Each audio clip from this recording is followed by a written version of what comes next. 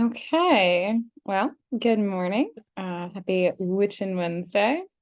I am here today to discuss the most overwhelming topic that I approached when I was a beginner. I won't speak for you. Perhaps this is the aspect of having your own self-initiated practice that is the most attractive to you. Perhaps you're a collector and you really enjoy the thought of picking up all of your tools and carefully curating your collection. But for me, when I first chose this path, I was a teenager. I had very limited resources. I was hiding my practice and my faith from my family and a great deal of my friends. Um, So for me, having things be affordable, inexpensive, and discreet was very, very important. So if that's you, just know that that is not a prohibitive state of affairs.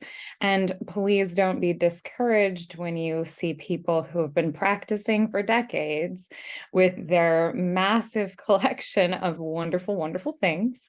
Don't be discouraged that you somehow need that in order to be successful, or that you have to go invest a lot of money in order to begin, because neither of those things are true.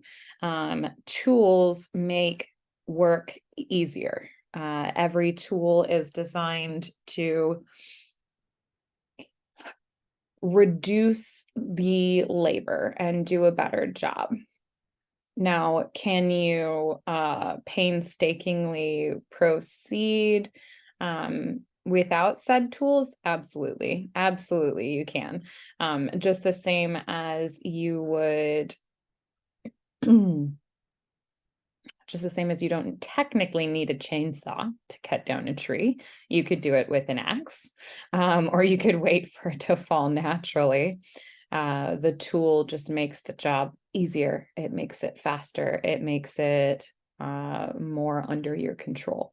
So every individual step that you take towards expanding your collection of tools and materials is a step you take towards making your practice and your craft not only your own, with your own personal touch and your own personal tastes, but also you make it easier on yourself. You expedite the process of whatever work you are doing. That being said, there are a million and one different tools that you can use. It's one of the most fun aspects of crafting your own personal practice and doing this for yourself. And I have a rather substantial collection in the years that I've been practicing. I was wandering around trying to collect some things up so that while I was talking about them, can show you, because I'm a person who's very hands-on and visual in my learning style. So I definitely want to provide that as well. And I have a mix of things that I've collected, things that I've made, things that I've been gifted, things that I purchased over time. And that's all well and good. That's all beautiful. So in order to try and kind of get through this quickly, I suppose that we will go ahead and dive right on in. So if you have your own little altar that you are utilizing when you're watching these videos, if you're doing your own practice, go ahead and get that set up. I have a couple of candles burning. I'm going to talk a little bit about using a nice censer for incense. So I'm going to get that started. And then I have, one of the tools that I have in highest supply and that I have enjoyed collecting the most, besides jars. Let's not look in my pantry. That is a task that needs to be sorted. I need to mischief manage all of my jars.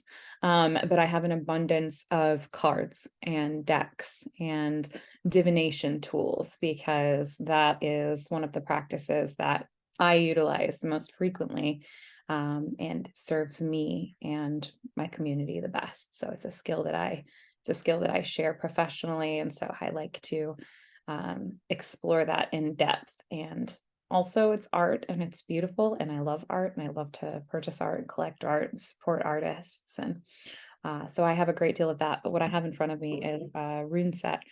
So first and foremost, the sourcing for your tools and material. Um, I would say that my preferred method of sourcing is to find things myself and make them myself. Immediately after that is to be given things, whether they're handmade or not, when another person has something that they take the time out of their heart to craft or to give to you, that has this very special significance to me. There are people that say that if you are going to read tarot, that you can't purchase your own deck, that somebody else has to buy it for you. That is absolutely false. That is absolutely ludicrous. Do not let that stop you from take that's it's amazing, because it's just, witchcraft is a very empowered magical practice, and that is the most disempowered thing that I see, which is like, it's like a leftover. And I mean, if that is what keeps you in a sense of safety, that if there's a fear around it, then perhaps that sense of safety is the swaddling around your newborn self, and you're just not ready to let go of that yet. And that's all well and good, but you can purchase your own things. It is very nice to be gifted things, especially things that are amazing and wonderful for you. But you certainly do not have to wait for someone to gift you. If you're waiting around for somebody to gift you a tarot deck, I give you permission today to go and purchase one. Buy it online, buy it in a shop, doesn't matter. Does not matter. You're going to be able to attune and cleanse yourself. You're going to be able to attune to the deck and cleanse the deck and make it your own, regardless of where it came from. And, I mean, I could spend, and I probably will at some point, an entire talk simply on sourcing, because my mundane career was in supply chain and logistics. So I have my fingers and my passion in where things come from and how to obtain things in a sustainable way, in a way that contributes, and it's voting with your dollar, right? So the where you get things from and how you come by things is one of the most profound ways that we as individuals in this big world can choose the world that we'd like to live in, can contribute, that's a whole talk. That's a whole separate thing. But here I have my runes. So runes are a tool. This set that I am pulling from was a gift. I have made runes before, and I will again. But for right now, I really like this set. It is handmade on bloodstone. And bloodstone is a stone that I am very attuned to energetically. My spirit guide is dragon primarily. I have several, obviously all of us do, but or maybe that's not obvious, but I have several, and all of us do. And over time you get to know them. But my first, foremost, most primary and strongest connection, my spirit familiar, is a dragon. So bloodstone is a stone that is attuned to dragon energy spiritually. And so it works well for me, and is a matter of offering respect and connection. So you'll get to know your spirit guide and your familiar, and we can definitely talk about that another time. But it can be a powerful part of your practice to develop a relationship with those entities through your tools. So for me, using bloodstone runes is a way that I honor, show respect, and develop relationship with my spirit familiar, the dragon. So we have initially pulled, this is Thursaz. You'll have to forgive me if my pronunciation ever differs on anything. from what you know. I do not know that my pronunciation is correct, and I don't think there's a wrong way to proceed. People who mispronounce things largely have done so because they learned about it through reading, which I think is admirable, very admirable. So I pronounce this Thursas, and I could be incorrect with the pronunciation of any of my runes, but then again, so could all of us, because this is from a Proto-Celtic language. It is ancient. It is 2,000 years old. So there would be some matter of argument and regional dialect influencing the pronunciation of these words. So Thurisaz is the thorn. It represents the hawthorn tree.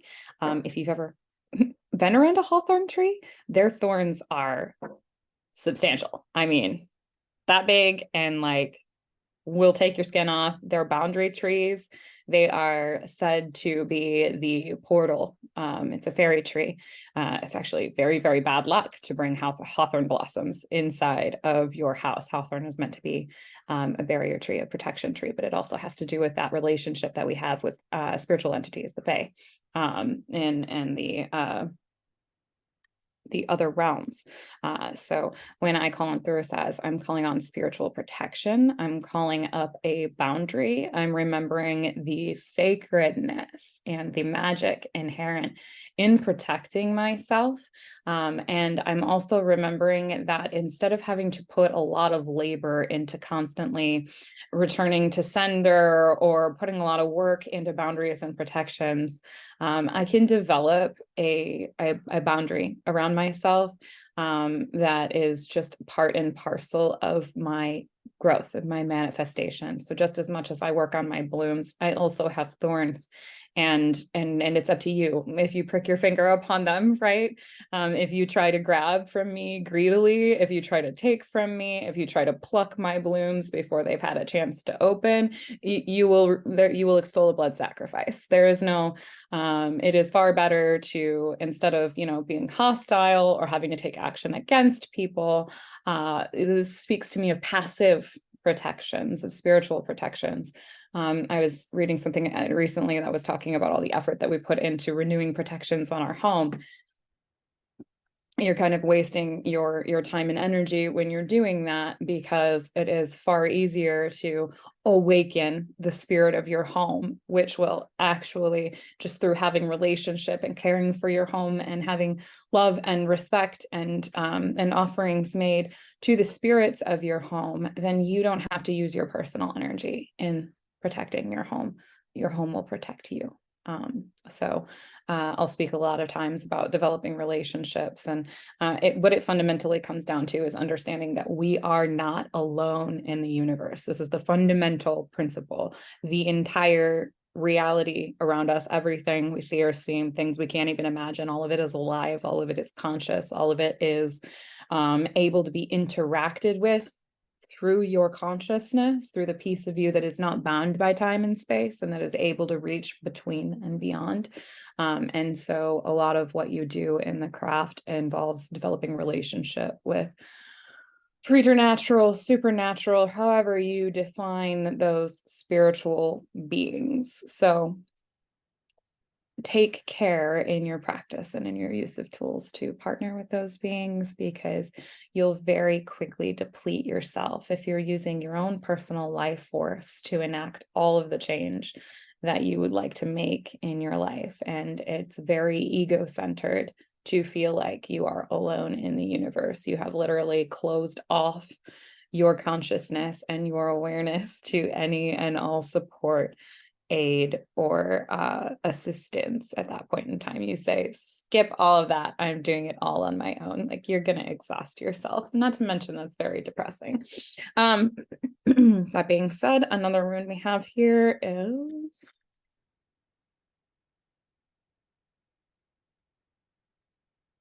Rido.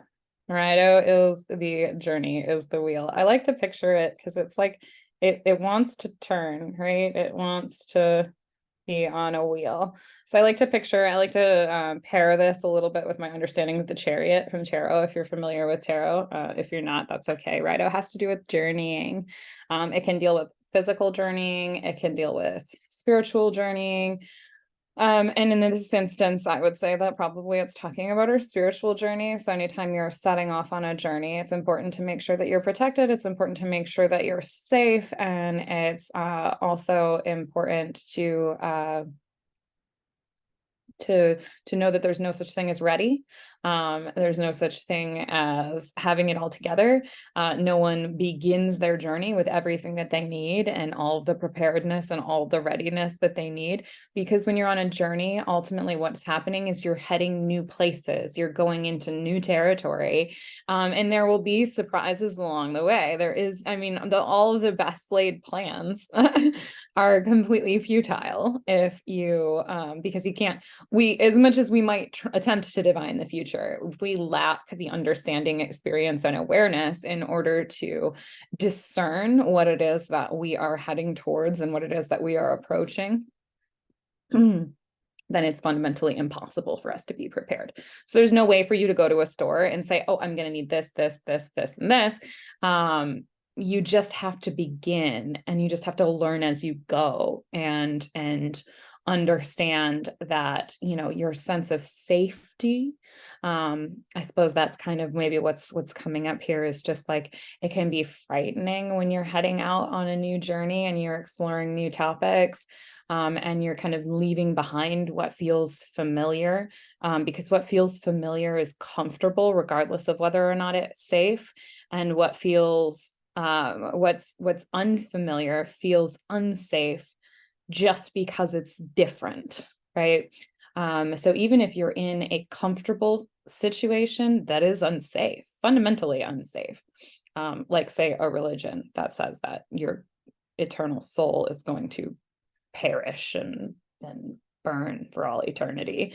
That's unsafe, even though it might be comfortable and familiar. To go to a new environment where there's no risk of your eternal soul suffering forever in torment, like, that's not a thing that happens. That would be, you know, it would be in defiance of physics. Um, it may still feel unsafe, even though there is greater safety, just because it's unfamiliar. So keep that in mind when going out on a new journey, is that it's going to feel a little threatening, a little unsure, a little unsafe, but it doesn't mean that it is. And it doesn't mean that what is familiar was safe.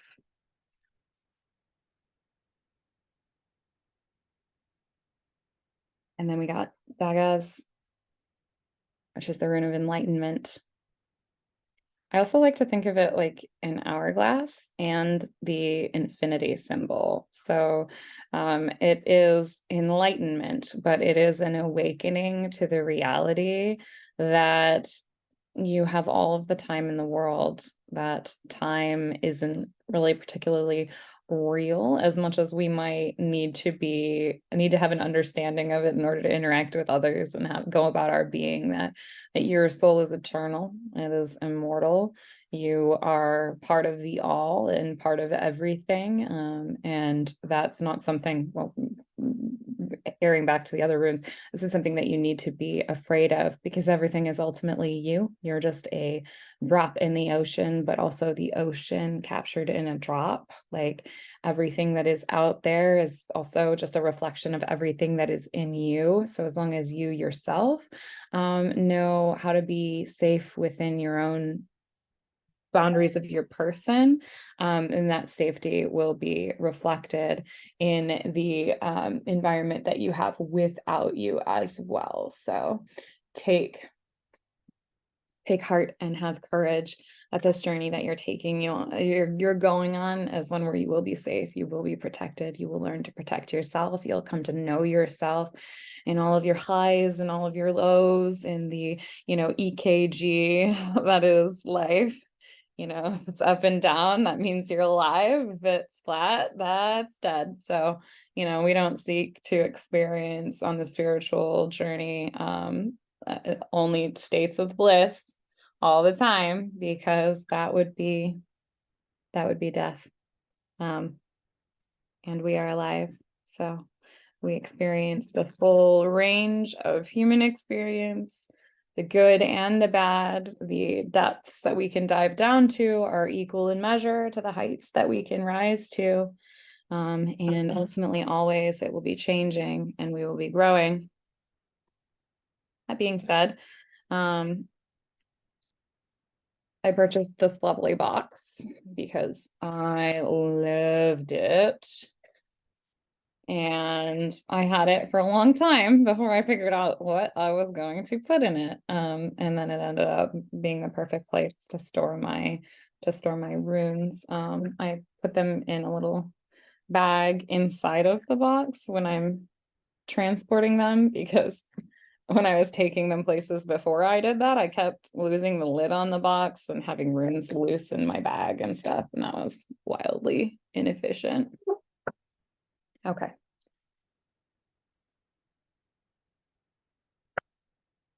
So, I'm going to do a little bit later a deep dive into each element, working with each element, and in the process of doing that, we'll get a little bit of a better understanding of the tools as they are representative of the different elemental forces and how you can utilize those tools in your practice to call upon, partner with, and utilize those different elements. And one of the things that you'll notice, and I invite you to pay attention to it as you interact with practitioners, keep in mind that everyone has their own elemental affinity.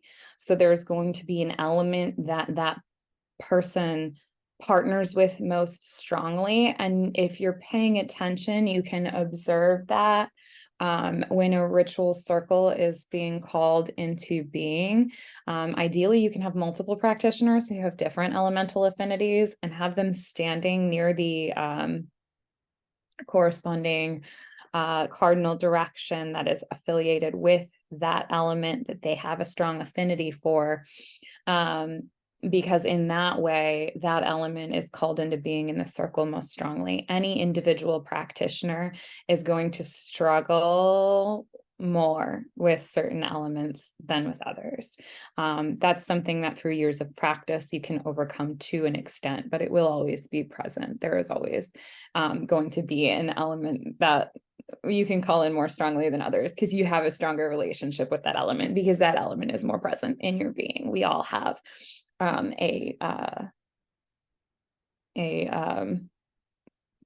word is on the tip of my tongue. Constitution. Yes. We all have an individual constitution that will tend towards particular elements. It may change over time. You can get out of balance. You can kind of distance yourself from that particular element. You can voluntarily choose to partner with different elements. But for now, just keep in mind that each of the tools has an elemental correspondence and affinity. Some of them will come more easily to you than others, and that's okay. And it's okay to begin where you are and pick things up along the way on your journey. So my strongest affinities are to earth and air. When you're standing in circle with me, you will probably notice when I call upon earth or I call upon air, it comes in a little bit stronger. It's more perceptible. I do okay with fire, and water is the one that I struggle with the most. I've gotten a lot better with that over time. But when I first began, I definitely struggled to feel water come to join in my circles. And if you notice that for yourself, totally okay. Your elements that you call upon more strongly and elements that you have a little bit less of a relationship with will differ from mine. And it's also okay. So there was a period of time where I thought that I needed to have somebody present to make up for the less secure, or not secure, less powerful connection that I had with water. And I realized that actually that's not really necessary. I just needed to develop my relationship with water a little bit better. You don't need to reach without yourself to find something that you feel that you lack, because we don't lack anything. But if you notice that something in you is underdeveloped, instead of reaching outside for someone else to fill that gap, develop it within yourself.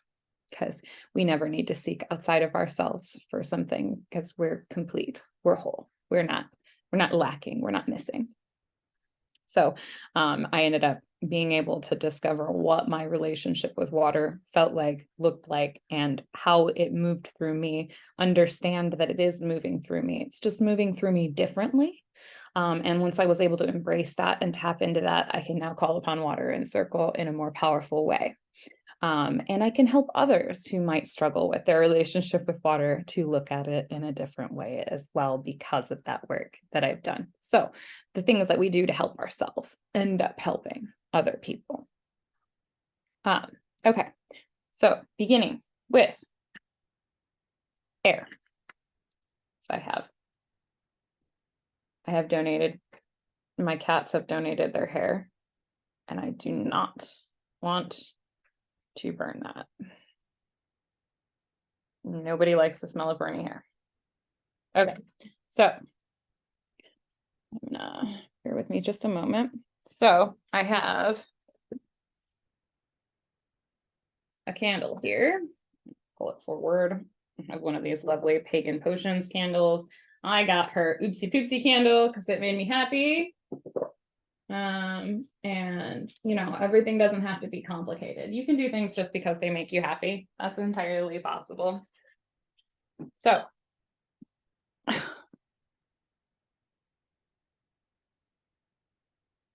will keep it so you can see. So this sensor, oh, and this is my pendulum. This sensor is very easily obtained. You can find these at metaphysical supply stores. They're very inexpensive. Realistically, you can use anything that is heat proof, and you can use sand inside. So if you have like a porcelain bowl or a metal bowl, anything that is heat resistant, and then you place it on a heat resistant surface, try to keep flammable things away from this, because this will sometimes tend to put up sparks. I got this one at the broom closet in Tecumseh. I have another one that is much older and more worn, and I was ready to get a new one. So it's helpful to have a set of tongs. These little charcoal briquettes are quick start, quick light. I don't believe it. I have yet to discover something that I was like, yeah, that actually seems like it lights fast. And if you're ever trying to light this with a basic lighter, you're gonna have a hard time. My strongest recommendation is that you take it in tongs and hold it over a candle flame to get it going, and just give it a second. So obviously you can use incense sticks as a tool, but this particular tool is the one that I'm going to be using today. And I know this is a practice that not everybody is familiar with, and so I just thought I would share. This opens you up to utilizing many more different forms of offering. So symbolically, when we burn something, it is an act of transformation where we symbolically transform something from its earthly form to its spiritual form. So when we are burning something, we are offering it to spirits. There are many ways to make offerings. Many different cultures have many different practices. Both the Celtic and Mesoamerican cultures will also offer through water. And the idea is that going through the water is a portal to the underworld, so they would make sacrifices often to wells, lakes, and pools, with the thought that it is leaving this world and entering the next. So you're just going to do that, get it a good heat, good light on it, and then you're going to wait. You're just going to let it sit there. So while we do that, we're waiting for it to turn gray. Develop, a good layer of ash on there. You can blow gently on it. I'm not going to, just because it is definitely lit. And if I blow on it, I'm going to send ash all over my laptop, which I don't want to do. And that's the other thing. this is probably just me, but for the longest time, I did not realize. I thought the little divot on here was to allow airflow underneath of it. And I used to set them like this. And it didn't really matter when I was just using like dried plant material as incense. But when I started using resin incense, I realized that this is actually meant, this little divot is meant to stop your offering from rolling off the top. So probably that's just a me being dense thing, but I figure I'll share it anyway, that if you put it with the rounded side down, then you have a little surface that you can use to place your offerings on top. So you can see that it's starting to turn gray here. So I actually have a mixed blend of resins. I also found this locally at the broom closet. So you can do that. There are a lot of different ways to source your materials, and not every local source is doing a good job of sourcing their materials. So buying local is good, but it might not always be great. That depends on the actual sourcing that's happening at the local place. So I would just look out for, if you're in a shop, make sure there's a lot of handmade items. Try to find some place that is partnered with local practitioners who are handcrafting and hand making at least some of the items in the shop. If you go into a place and you don't see anything handmade, I would take that as a red flag. I would be cautious of making purchases from metaphysical shops that do not have handmade items laying around. Possibly they're just buying bulk from big business and reselling it at a markup. It's kind of a sad thing, because you want spiritual practices to be spiritually inclined, and you might assume that the place where you're shopping is. But some of them are businesses just like any other, and some of them are just seeking to profit off of what has become popular. So do be conscious and do be aware of that. And if you go in a place, it feels wrong, it feels off, you don't have to buy from there. You can go a little further. You can purchase a lot of things from online, and you can make or source things yourself. So that being said, some other tools. So first of all, since we're on so I generally, like, I know that a sensor is technically affiliated with air. See the air here. I also really feel like a sensor itself is representative of all of the elements, because it is earthen. It contains earth. It is a vessel, which can represent water, and it utilizes fire to make air. So I will generally say that the correspondence with air in a sensor is weak. It's a weak correspondence, because the sensor has a stronger correspondence with the all, with spirit. However, things that have strong correspondence with air include feather fans, right? Obviously, but for obvious reasons, that has a strong correspondence with air. So this is both handmade, found, and a gift. This came from a dear friend who actually found this lovely Corbin on the side of the road, and it had been hit by a car and was passed on, and she stopped to bury it and ended up with a couple of lovely feet and some feathers, and she constructed this amazing feather fan for me. Keep in mind the Migratory Bird Act that went in place to protect bird populations from hat makers. My God, speaking of how you source your things, women really interested in buying big hats in the early 1900s caused a demand for the poaching of rare birds. And now it is illegal to have many, many, many feathers. I don't think or know about corvids specifically because they are definitely not endangered, and many of them are here year round. So I'm not sure if they qualify under migratory birds themselves, but be mindful and be aware of that. Even found feathers on the ground that you did not come by in any sort of unpleasant ways can be prohibited. So just be careful of that. Another lovely correspondence with air, and I will I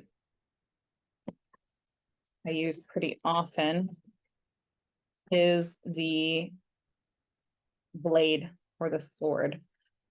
So this is a very inexpensive and very aged tool. So this was one of the first things I bought when I had holiday money as a teenager, and I went to Urthor in Plymouth, and that's where I got this. But it was only like $20 for this ritual athame. It's very basic.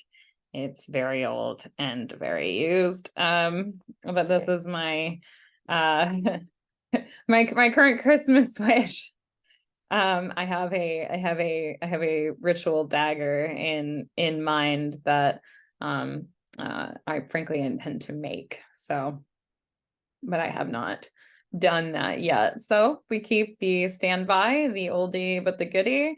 It has served me for 15 years, and that is definitely good enough. So don't question it. You could use a kitchen knife. It's not rocket science, but when you are ready to move up from the it'll work, it holds the correspondence relationship, then there is so much detail that you can put into your blade, your ritual blade, and your correspondence with the element of air. And you can use it for so many things. A lot of what you're doing is symbolic, and it works on correspondences. So that's the layers that you weave with each of your tools. So there are standard ritual athames. There's the significance of the white-handled blade and the black blade, and there's significance to the sickle or the scythe. There is significance to the bowline. It's not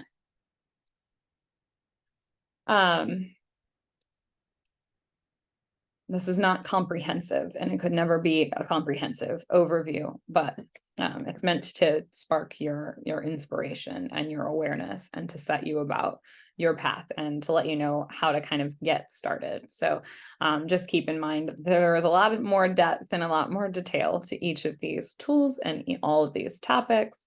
I encourage you to dive deeply, but I also encourage you to be comfortable to put your toes into the water and just acclimate yourself and to begin. So incense often represents air. Obviously, you can use a censer. Once again, I feel like the censer or the cauldron has a stronger correspondence with spirit. Something like a simple incense burning on your altar is a combination of fire and air, both of the active principles, or the masculine, if we were speaking in non-physical gendered terms, but spiritual forces. So these can be very inexpensive and very accessible. And you can use incense sticks, which are also very inexpensive and very accessible. And I would recommend the broom closet in town, if you purchase enough incense sticks, you get one of these for free. So these are not, or I don't know if they're still doing that. I'm not affiliated with them. I'm just where I got it. I think I got a kit of like 5 of these metal incense holders for my house on like Amazon or something, because I was looking for specifics, right? So this one is a lotus, and I was working with the correspondences of transformation and rising from the muck and from the depths in order to reach up towards the sky and to bloom. So it just represents that journey through water to reach up to the sky, but also that connection to the earth. So it just had a powerful symbology that I enjoy working with. And so sometimes if you're looking for something specific, I mean, often you can ask and develop a relationship with your local shop, and they may order the thing for you, and then you're able to continue to support that local place. But keep in mind that if there's something wildly specific that you want, you might have to hunt around for where you find that. Okay. Another correspondence to air is the bell. Can be very simple. I tend to correspond my silver branch, which this is something that I made. It has a lot to it. But I'll personally made items will tend to have a lot of personal significance and have a lot of depth and layers to them. But this one corresponds with air in the bell. The bells are the air elemental correspondence, as well as the color. So I have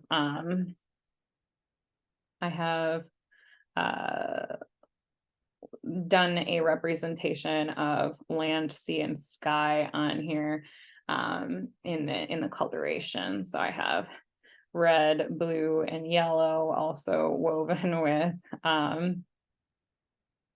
red, black, and white. And so that's holding those layers of correspondence in here. And this is made from a sassafras branch that I collected from my yard because I have a personal relationship with sassafras. It is a tree ally of mine. Okay. That is the essence of what I have for air. So to review, we've got smoke, we've got sound, bells, and we have feathers. Those are and swords. Those are kind of primary strong air correspondences. And keep in mind that our sensor may or may not hold, and it does have a layer of an air correspondence, but keep in mind that others are present as well. And those are some tools for you. So resin. Now we have all gray here. So this is ready. And you can just take a pinch of the resins. So resins are something that have been traded and have been used amongst all human people, regardless of their culture, background, or ethnicity, since we have any kind of archaeological record. So frankincense and myrrh, some of the most common ones. That scent may call you back even to your Catholic upbringing, because these are the resins that are being burned in their censers as they walk down and around the church or the chapel. So very accessible, very common. You might also see benzoin. You might also see dragon's blood. I, of course, once again, hearkening back to my dragon familiar, love dragon's blood. Okay, so moving on to fire. Obviously the candle flame, that's gonna be your easiest and most acceptable tool. Most accessible tool for fire is candle flame, lighter, but some more subtle fire correspondences. So you might consider also, this one does touch on, so obviously the sensor still touches on fire in a spirit perspective, as in it touches on all the elements. The cauldron. The cauldron can either represent spirit and transformation, because it does embody multiple elements, same as the sensor does. However, If the cauldron is going to have a single element correspondence, it would be fire. Because it is the crucible in which transformation takes place. Heat is often applied. It is a fire-safe vessel, ideally, unless you have a cheap one that's designed to be decorative, in which case using it may cause it to break, and said from personal experience. I have a couple of cauldrons, and I have one that I do not do any burning work in because it is very flimsy. But that little pewter cauldron is wonderful. It's amazing. And I do tons of burning work in it. The primary correspondence for fire is, of course, the wand. And I actually have a variety of wands here. So I will show you. This is one that I use pretty often. This is a piece of lightning struck oak that came from my yard. And I endeavored to keep it very, very simple. I literally just whittled it and polished it. I intentionally left as much of the inner bark on here as I could. And I used a wax-based sealant on it that I made myself. So this has not been touched by human petroleum manufacturing chemicals, none of that stuff. And it is from a tree that I tend and steward. And it was struck down by lightning. So this is a very powerful tool. And you will often find that we druids like our lightning struck wood, especially lightning struck oak. So that is lovely. And these can get more complicated. So at some point in time, I would love to, I have a stack of these, and my, crow/dragon brain decided that I would make a bunch of lightning struck wands, and some of them I would burn runes into and do sigils upon, and others I would wire wrap and add crystals to.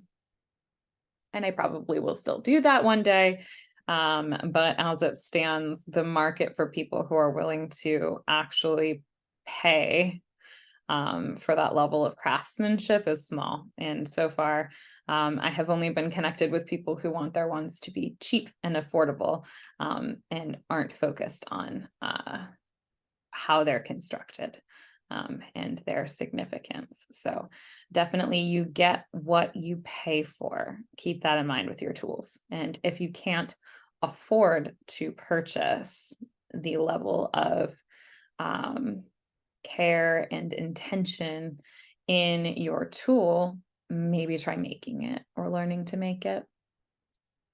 And if any of you are interested in me doing workshops on the crafting of tools, once again, I began with nothing, and that is how I made it with my tools for a long period of time, is making them myself. Speaking of made, one of the ones that I made as a teenager.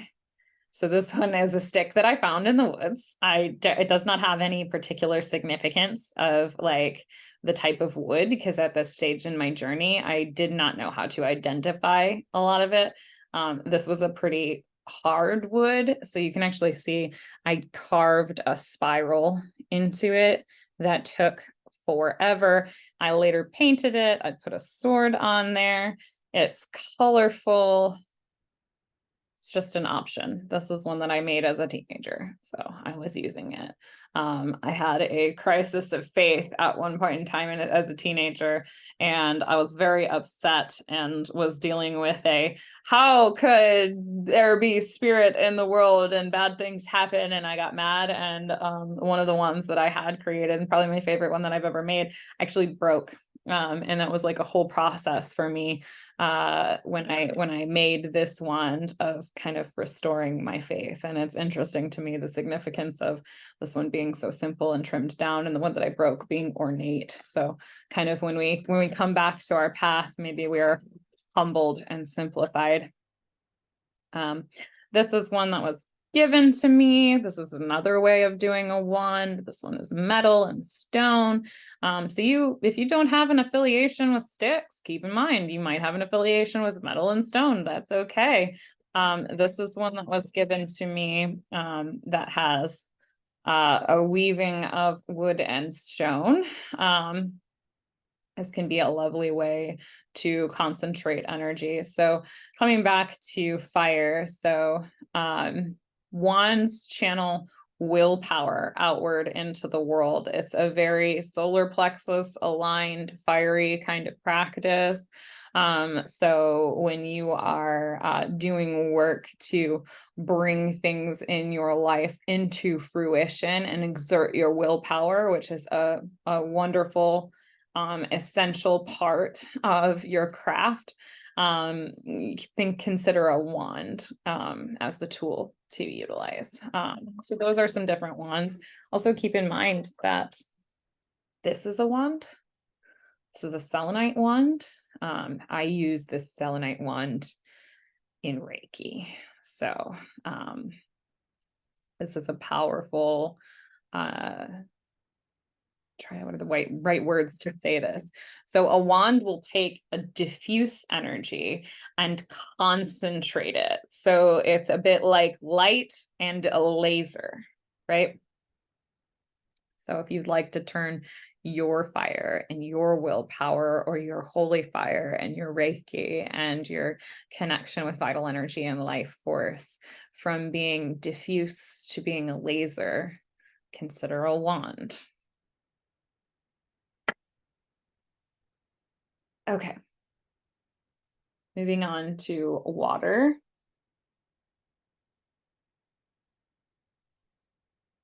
Vessels, cups, mugs, bowls. Water, right? Any earthen material that can contain and hold water is a representation of water. Depending on your practice, ancestors might be affiliated with water. They are for me.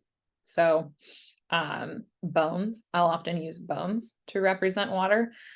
Bones can also represent earth because bones are the earthen part of the body. So, however, I associate bones with ancestors and with water, and I tend to correspond bones to the West.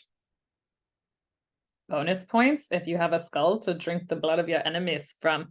That's a joke. Don't do that. But it was meant to be funny. And one of the primary vessels that I've had for the longest time, and it was a purchase. But I love it. It has a mermaid on it. So the mermaids, the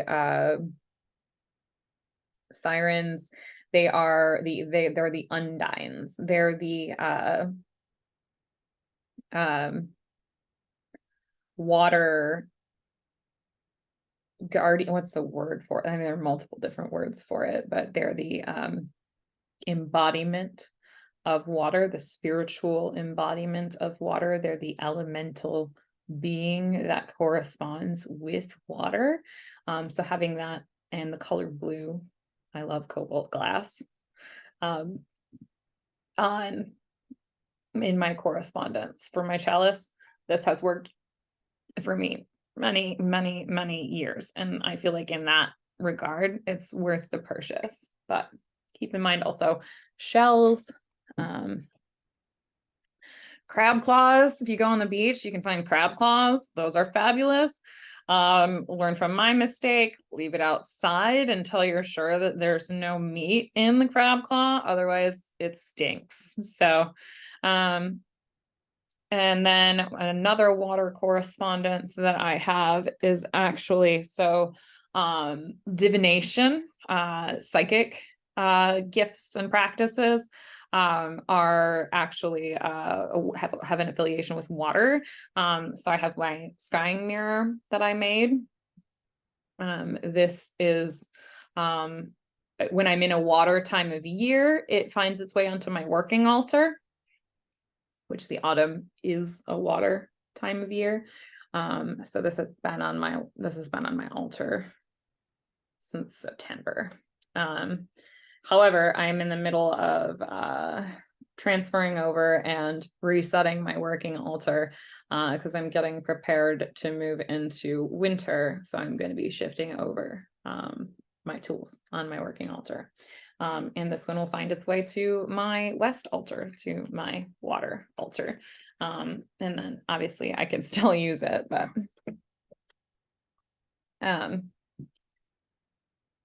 so that's a good representation of water. So I left this sitting over here, and this is kind of silly, but I feel like if this is going to correspond, because once again, it's divination and divination tools. I'm going to come back to don't overthink it. So you can purchase these that are made intentionally for this purpose, but you can also repurpose things that you have. So I had a little angel Christmas card holder that was given to me by my grandmother. My grandmother gives angels, well, whether they be ornaments or decorations at Christmas time. And I repurposed this, and this lives on my altar to hold the oracle card that I'm working with, that I change out every full moon. So I leave that on my working altar to remind me of the work that I'm doing through that moon cycle. And you can make or purchase things that are meant to hold cards and use them to leave oracle cards or tarot cards or love notes to yourself on your altar. Okay.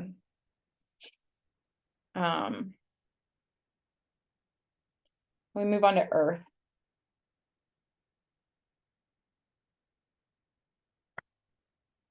So,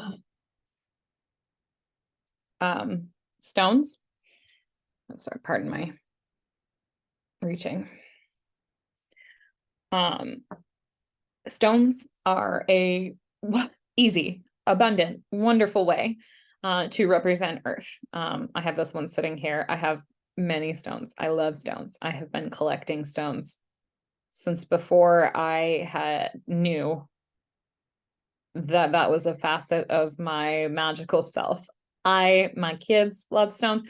I just have always been someone who is feral and in the wild collecting bits of nature. So this path is very authentic for me. So I have an abundance of these. That makes it very accessible and very easy. And it's something that I've always had an abundance of, and perhaps you do too. If you don't, and you can go outside with a shovel anywhere that you are, or a spoon. If you don't have a shovel, don't overthink it. And dig up and find stones and find dirt and stones are beautiful. Like, you could go outside next to the sidewalk, next to the street, next to the whatever, and fill a bowl full of dirt. There you go. You have an earth correspondence that you can place upon an altar. You can do that anywhere at any time. Any plant holds the correspondence of earth, right? You can set that upon your altar. Something that is shaped like a plant can hold the correspondence of earth. So I have used this to hold the energy of earth. This was a lovely gift from my husband last year for Christmas, and it has obtained a feather, and I have left it there.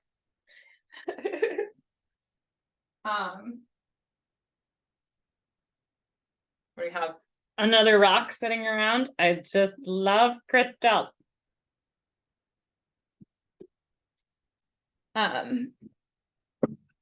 So keeping in mind that plants hold the energy of earth, and you're using an earth offering, another thing that holds the energy of earth, and can be a tool, is your mortar and pestle. So I have an altar that I devoted to Hecate and to my path as a pharmakia, a green witch, a medicine woman. And I leave this, my original kind of mortar and pestle.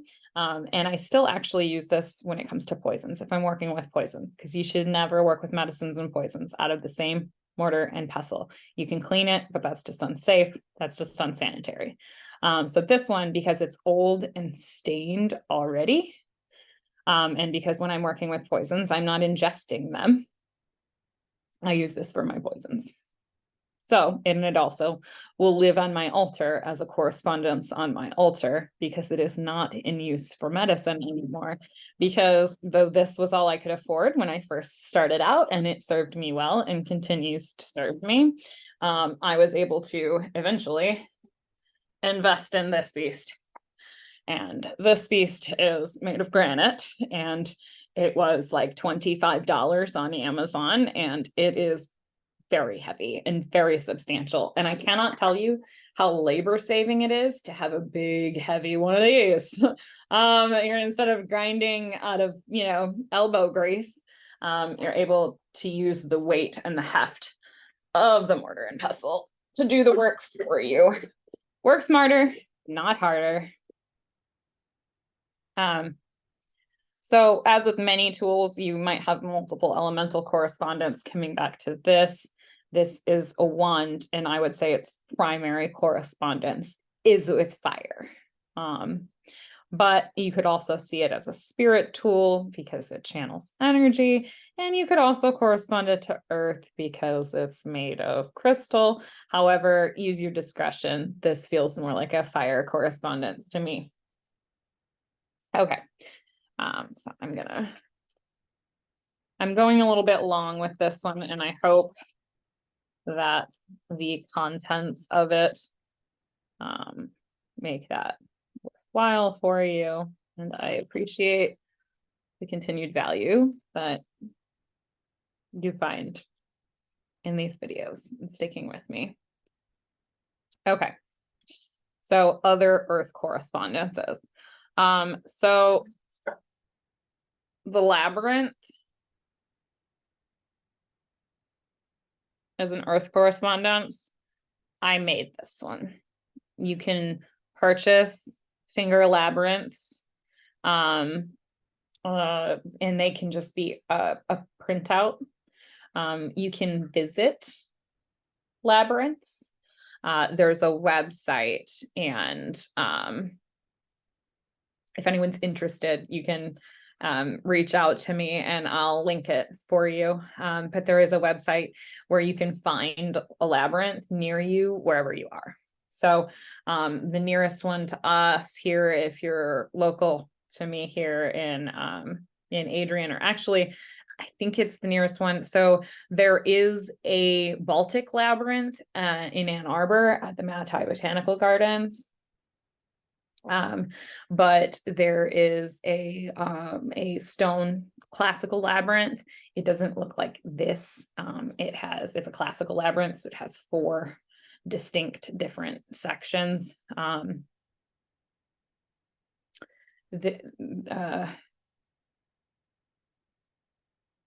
quote me on that. I feel like I've used the wrong word. Anyway, this pattern of labyrinth is not the one that is present there, but in Adrian at the Dominican Sisters, there is a stone labyrinth that is present there that you can walk. And I keep meaning to arrange to get us together so we can go walk that labyrinth, because it is it's a powerful tool. I cannot explain.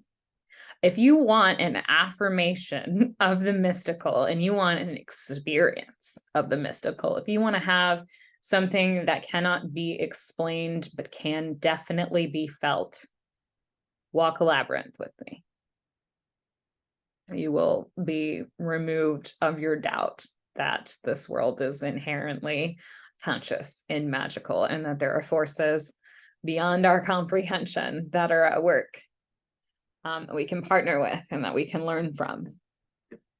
When you walk a labyrinth, it feels a bit like you're being converted into a spinning top, and you're being stretched upward and downward at the same time. You're being brought into center and enhanced. You're reaching up, you're reaching down. It is intense and life-changing, and it can bring you from a place of confusion and lacking certainty to a place of centeredness and clarity.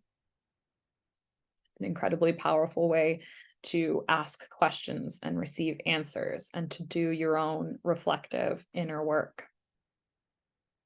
So, one of my favorite earth affiliations is also the offering bowl. So mine's messy right now because, as said previously, I'm in the process of changing out my working altar. So one of the things that I do when I'm changing out my working altar is to take my offering bowl outside and offer it outside. But I leave it on my altar so that I can make offerings of my incense sticks and bits of dried herb and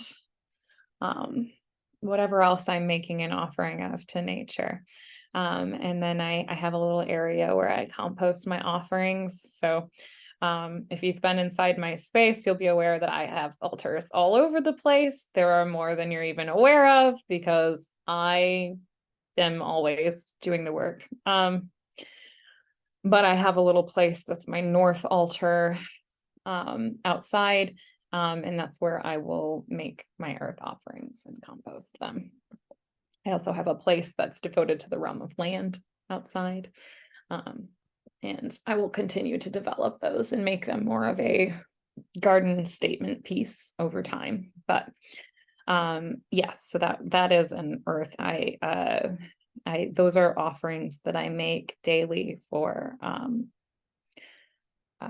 health, wealth, happiness, abundance, abundance in all forms. I'm not money centered. So talent for me, one of the ways that I am most blessed by abundance, that is dearest to my soul and to my heart, is to have the time to reflect and to journal and to write and to do divination and to engage in my spiritual practice and to study and to learn.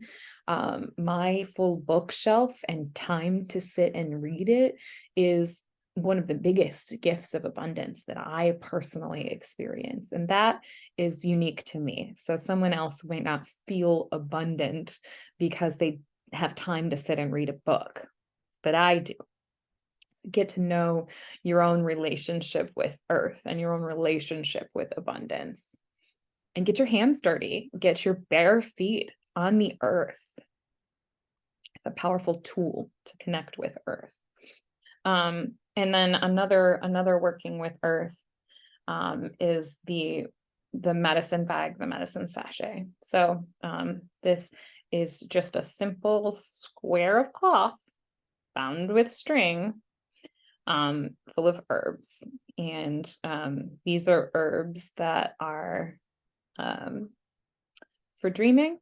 And so this is a dreaming pouch that I made. So I chose a fabric that's black and covered in stars, and I wove it. I tied a key to it for protection. I made an abundance of these a couple years back around Christmas and gave as gifts, and I probably will do that again this year. We'll see. But so this is a charm that I hang near my bed. You can put it under your pillow, but it's working with earth. Teas are working with earth and water. Anytime you are utilizing the green world in your practice, you're connecting with earth. Color green. So this candle is fire and also earth.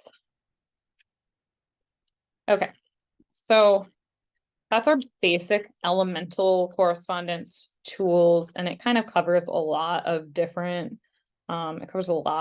tools, gives you a lot of meat to chew on and a lot to kind of work with, but keep in mind there are other tools. So not mentioned here,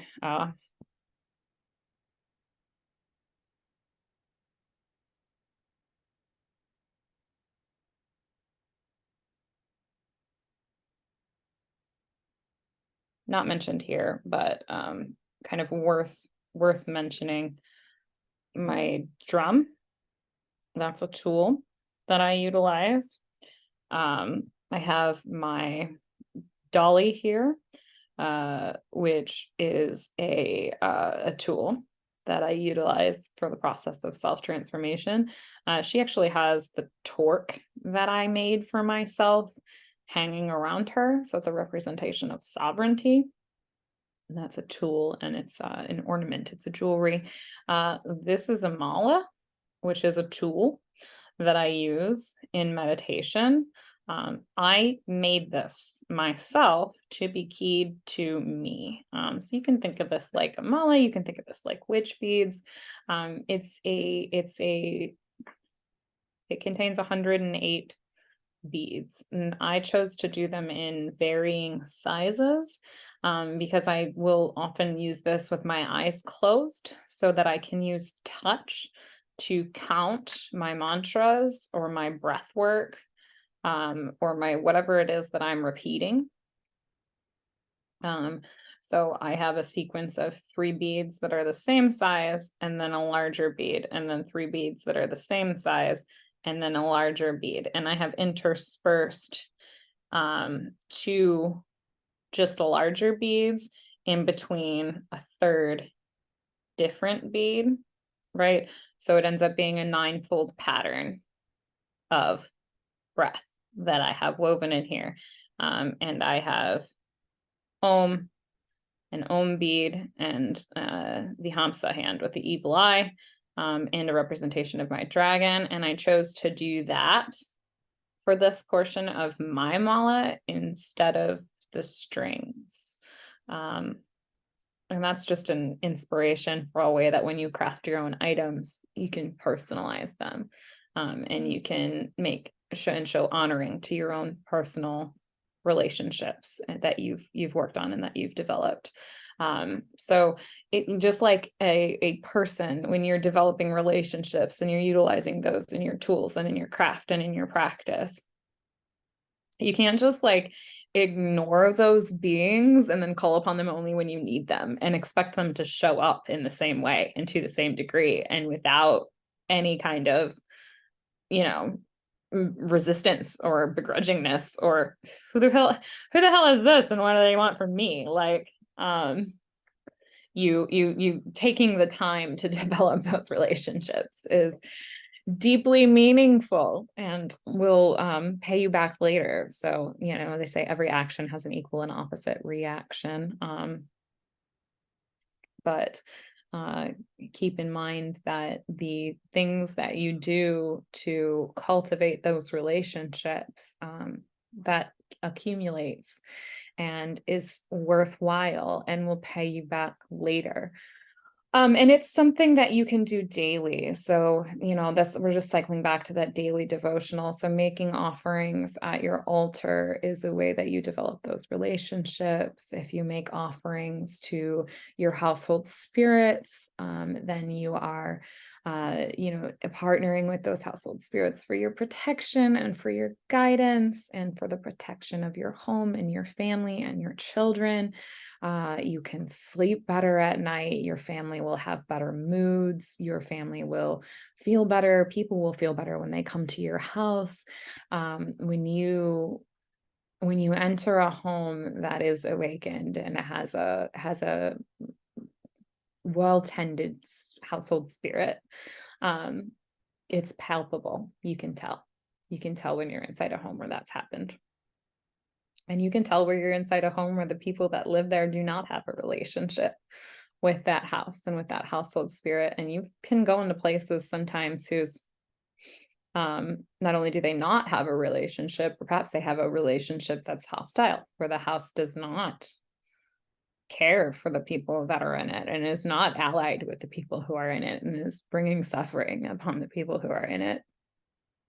And it's one of the things that calls me deeply towards doing home blessings and cleansings for people, is because the inside of my house and how it feels in the inside of my house is a huge piece of my well-being and my practice that I am deeply, deeply honored and touched to share and to offer to other people. So That being said, that is a very, very basic, as brief as I can, overview into tools and materials. I feel like I hope that I have communicated an understanding to you of some different tools that you can use that perhaps you didn't understand. I hope that I inspire you to do stuff bad. Go ahead and just collect some stuff that you found on a walk in the woods and use that, and slowly but steadily accumulate what, with intentionality, what you'd like to use. Do take time with your sourcing, because it's better energetically to have found something for free in the woods or be gifted something than it is to purchase something that has a blood debt accrued on it. You know, if your diamonds were paid for with death, then you're bringing death to yourself with those diamonds. And when we're speaking of spiritual tools, that becomes important. If child labor went into the construction of your tools, that correspondence stays with them, and it might be difficult to effectively cleanse and repurpose that tool. And you definitely should energetically cleanse and repurpose your tools anytime, but especially if you're not sure about that tool's origins. So going and buying them isn't inherently better than finding them if you cannot be certain of the care that was taken in their sourcing and in their creation. What do you say? You get what you pay for. There's no wrong way to use a tool. It's not better to have a large, expensive cauldron for fire than it is to light a tea light candle. They both represent fire. Use what you have. And your intention is ultimately the most important thing. So using what you have with intention and using what resonates with you is going to be better than somebody else. So whereas I would inherently affiliate this with fire personally or spirit, someone else might affiliate it with earth, and then they will use it for earth. There's no wrong way to use tools, unless, of course, you're using them intentionally to sow harm. And then I suppose it's only wrong in that will lead you away from health and wellness for yourself. When you're using tools to sow harm, you're inviting harm upon yourself. You're cultivating a world where it's okay to do that harm against one another. And you will have to live in that world. You will make that bed and lie in it. So when you're committed to endeavoring to use things and be in right action, then you're endeavoring to live in a world where there is right action, and you're contributing and voting with your time and your energy towards participating in a world where you want to live. So, but ultimately it's up to you. As we can see clearly in the world, there is nothing, we have free will. We have a destructive and atrocious level of free will. So what we don't have is absolution. There's no one who can forgive you for what you have done, and absolve you of what you have done. There is only atonement, and there is only karma. So you can absolutely go out there and choose to cause harm, to cause great harm. But you will receive that in return, and you will be responsible for taking actions to mitigate, rectify, and undo that in this life or the next. So keep that in mind. And when you choose to purchase and utilize these tools, that they have power, and that they extend your power, they amplify your power, and they magnify and amplify your karma. So use them with intention and care, and keep in mind that the way in which you use them and the way in which you act in the world is creating the world in which you live. So create a world you'd like to live in with your tools. Build a house on firm foundations. If you bash holes in the walls, it's going to be cold inside. When winter comes, it's going to be wet inside. When rain comes, and beyond all of my metaphors, I just hope that I have answered some questions and sparked some thoughts and sparked some inspiration for you all. Let me know which of these topics you would like further information on, which was helpful, which was not. I'm always here for a message or a discussion. I love to cultivate more discussion in our group and in our community. If you have a question, so does somebody else. So if you ask it in a semi-public forum, that's not really public, but if you ask the question for the community and to the community, you'll not only be able to receive my answers, but also the wisdom of the other people who are present here in our community and have their own things to say and opinions on things. And keep in mind that the way that I do things is not the only way. It's not the correct way. It is simply the way that I do things and the way that works for me. So feel free to discard anything that I have offered that does not work for you. Do not adopt what I'm doing with the thoughts that you will receive the results that I have, because what you need to do to achieve the results that are right for you is definitely going to differ from what I needed to do to achieve the results that I needed to achieve, because we are different. So take that sovereignty upon yourself, take that autonomy upon yourself, explore, go on your journey, feel safe to dip your toes into the water, and realize within yourself who it is that you are, what it is that you want, and how best to achieve that for yourself. I can only share and spark your own ideas and give you inspiration for things to try. I cannot do it for you, and I cannot promise that there is a path and a way to get you from A to B that is clear and paved and prepared for you. You may simply need to take up arms and go on that journey and clear it for yourself. May you be blessed as you do so.